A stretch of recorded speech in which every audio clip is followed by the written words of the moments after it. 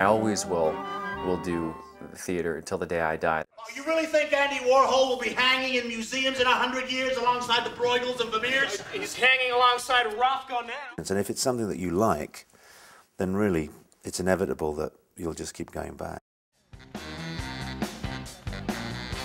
I took great liberty in creating a vocabulary that felt as though they were doing period choreography, but yet it felt fresh and new. Of course I want to give my kid a wedding, but I think blowing 20 years of savings on one night isn't right. There's a lot of emotional investment in it. And it's one of those things that you get, you know, maybe once, twice, 3 times in a career to be able to do something like that. It was great to be able to do those moves again. The simplicity of his movements, yet telling the style of Fosse. For theater fans everywhere, there is one neighborhood in New York City that represents the best of what the stage has to offer. Theater actors throughout the United States, and indeed around the world, share a common dream: to make it on Broadway. Broadway is legendary for its leading men.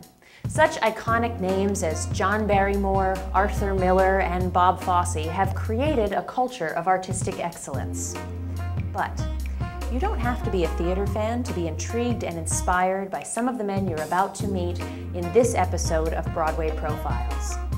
The up-and-comer who's quickly becoming Broadway's newest headliner and is translating his success into television roles.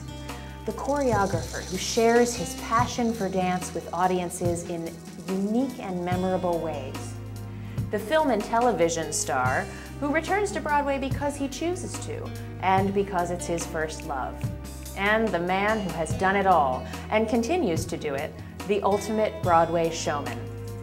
I'm Kate Shindle, a Broadway actor myself, and I'll be your host as we introduce you to some of the most remarkable men of Broadway. Welcome to Broadway Profiles. You may recognize Alfred Molina from some of his notable film roles, like Frida, The Da Vinci Code, or Spider-Man 2, but what you might not know is that his background, along with some of his greatest acting triumphs, is firmly rooted in the theater. He has been nominated for 3 Tony Awards, and one was even for a musical, starring in the legendary role of Tevye in the most recent revival of Fiddler on the Roof. Tradition!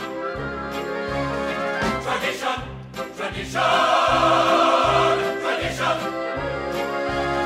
Tradition! There's a huge story, a huge chunk of history gets covered in the musical, and it doesn't look like sort of what would be sort of natural material for a musical, but the story is so powerful. The book is brilliantly written, so even without the music it would stand up as a good piece of work. If I were a rich man,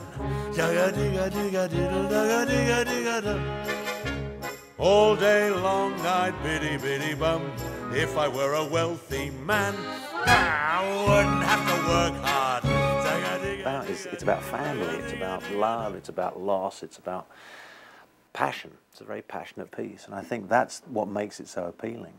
You're starting again. You're in this downward spiral. Both of you can't stop yourselves. It's like me and Colette, the most pathological relationship you can imagine. Art gave Molina his first taste of Broadway, and as a nice added bonus, his first Tony nomination. I worked on that play with Alan Alda and Victor Garber, and that was, I think, absolutely seminal experience for me, because American audiences are very different to London audiences in as much as Broadway audiences are much more willing to let you know exactly how they feel. I'm here to stop your heart! I'm not here to make pretty pictures! The 2010 Tony-winning Best Play Red earned Molina his 3rd Tony nomination for his work as mercurial painter Mark Rothko. It is quintessentially a New York play. It's about Mark Rothko, the abstract expressionist, who is one of New York's favorite sons, certainly in terms of the cultural history of the city. These pictures deserve compassion, and they live or die in the eye of the sensitive viewer. They quicken only if the empathetic viewer will let them. That is what they cry out for. That is why they were created. That is what they deserve.